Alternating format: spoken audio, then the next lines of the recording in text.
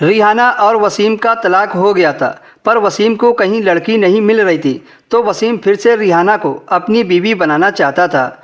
पर वसीम के फूफा ने कहा कि दोबारा निकाह इतनी आसानी से नहीं होता है, उसके लिए काफ़ी मशक्क़त करनी पड़ती है।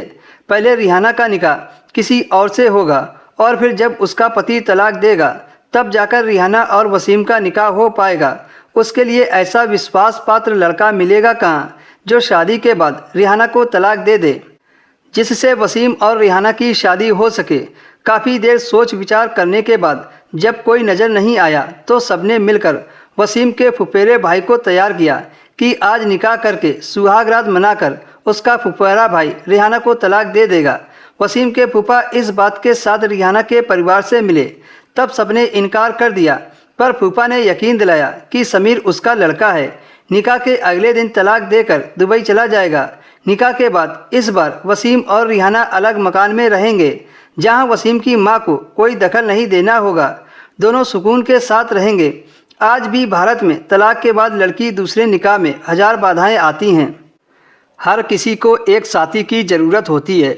यही सोचकर रिहाना का परिवार मान गया और समझा बुझाकर रिहाना को भी राजी कर लिया। फूफा ने निकाह के अगले दिन समीर की दुबई की टिकट भी बनवा ली। समीर और रिहाना का निकाह हो गया।